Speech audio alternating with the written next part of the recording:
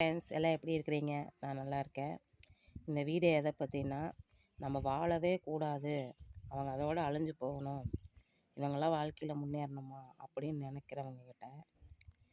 நினைக்கிறவங்க முன்னாடி நம்ம நல்லா வாழ்ந்து காட்டணும். அந்த மாதிரி ஒரு வாழ்க்கை நம்ம கண்டிப்பாக வாழணும்.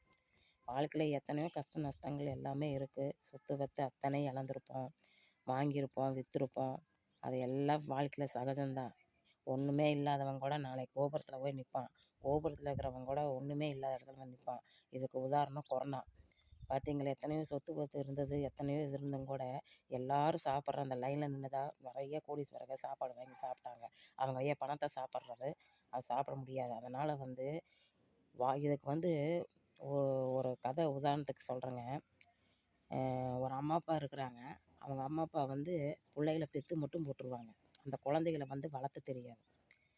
ஏன்னா அவங்களுக்கு பொறுப்புணர்ச்சி கிடையாதுங்க. பெற்று போட்டாங்க. ஆனால் அதை வளர்த்துனவங்க வளர்ப்பு தாய். அந்த தாய் எப்படி எடுத்து அந்த குழந்தைய எடுத்து வளர்த்துறான். அந்த வளர்த்துன வீட்டில் அந்த குழந்தைய தான் குழந்தையாகவே நினச்சி வளர்த்துறாங்க. ஆனால் அந்த குழந்தை அது வளர்த்து பெரிய ஆளாகி அதுக்கு ஒரு நல்லது கெட்டதெல்லாம் பார்த்து படிக்க கொஞ்சம் அதை அதிகமாக படிக்கலை. படிக்கிற வயசில் கொஞ்சம் திமிர்த்தனம் பண்ணங்காட்டிக்கு அது கல்யாணம் பண்ணி வச்சிடுறாங்க. கல்யாணம் பண்ணி வச்சா அது கல்யாணம் பண்ண இடத்துல எப்போ பாரு சண்டை சச்சரவு, எப்போ பாரும் ஒரு ஒழுங்கின புத்தி அந்த மாதிரியே இருந்துகிட்டே இருந்தவொட்டி நான் அந்த வளர்த்துன வீட்டில் தான் போய் போய் அதுக்கு சப்போர்ட் பண்ணிகிட்டே இருப்பாங்க. அப்படியெல்லாம் எல்லாமே பண்ணி அப்போல்லாம் அவங்க உறவு தேவைப்பட்ட அந்த பொண்ணுக்கு வளர்ந்து ஆளாக்கி கல்யாணம் பண்ணி ஒரு குழந்தை குட்டியை அந்த தாய் வளர்ப்பு தாய் இருக்க வரைக்கும் அந்த வீட்டில் ஒட்டிகிட்டு இருந்துச்சு. அந்த அம்மா முடியாமல் படுத்தப்போ அந்த வளர்ப்பு தாயை அது சரியாக அது கவனிக்கவே இல்லை. ஏனா தானான்னு வர்றது பார்க்குறது போகிறது. ஏன்னா அதுக்கு கஷ்டப்பட்டு அந்த தாய்க்கு ஒரு குழந்தை இருந்து போனால் அந்த குழந்தையும் கூட அந்த தாய் பார்க்காம இந்த வளர்ப்பு குழந்தையவே எடுத்து பார்த்துட்டு இருந்தாங்க. ஆனால் கடைசியில் அந்த பொண்ணு அந்த வீட்டுக்கு எவ்வளோ ஒரு நன்றி உணர்ச்சியாக இருக்கணும். ஏன்னா நம்மளை நம்ம பெற்றவங்க கூட பார்க்கல. ஆனால் நம்மளை வளர்த்துன தாய் இவ்வளோ தூரம் நம்மளை பார்த்தாங்களேன்னு சொல்லி அந்த நன்றி உணர்ச்சி அது கிடையவே கிடையாது. அது 4 பேர்த்துக்கு சொந்த பந்தங்கள் 4 பேர்த்துக்கு தெரிகிற அளவுக்கு வேணால் அது பெருமையாக நடந்துக்குமே தவிர, ஆனால் அது உள்ளுக்குள்ளே எதுவுமே அது நடந்துக்கல. ஏன்னா அந்த வளர்ப்பு அந்த அம்மாவுக்கு ஒரு குழந்தை இருந்து அந்த அம்மா அந்த குழந்தை உதறி தள்ளி அவங்கள சேர்த்திக்கவே இல்லை கடைசி வரைக்கும். அந்த அம்மா முடியாத காலத்தில் தான் அவங்க சேர்த்துக்கிட்டாங்க. அதுக்கு அந்த அம்மாவுக்கு ஈமல் வலிச்சு கொட்டுறக்கொசரம் சேர்த்துக்கிட்டாங்க. அதையும் அவங்க வீட்டில் இருக்கிறவங்க அத்தனையும் கவனித்து அந்த அம்மாவை நல்லபடியாக அனுப்பி வச்சாங்க.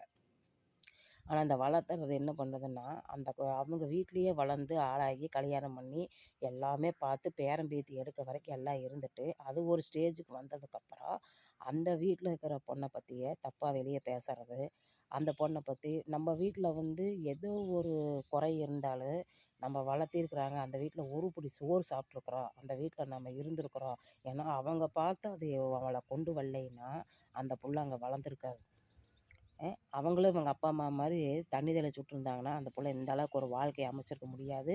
இந்த அளவுக்கு ஒரு வாழ்க்கை வாழ்ந்திருக்க முடியாது. அது எவ்வளவோ என்னமோ பண்ணிட்டு போகுது. ஆனால் எவ்வளவோ வாழ்ந்திருக்க முடியாது. இது எல்லாமே செஞ்ச அவங்க அந்த அந்த குடும்பத்துக்கு பெரிய துரோகம் அது நினைக்கிது. அது இந்த புள்ள செஞ்சது கரெக்டானு கமெண்டில் கண்டிப்பாக சொல்லுங்கள். துரோகம், அது நல்ல துரோகம். என்னென்ன துரோகம் செய்யக்கூடாதோ அத்தனை துரோகமும் அந்த வளர்த்துன அந்த அம்மாவோட பையன் குழந்தைகளுக்கு அது செஞ்சுருக்குது.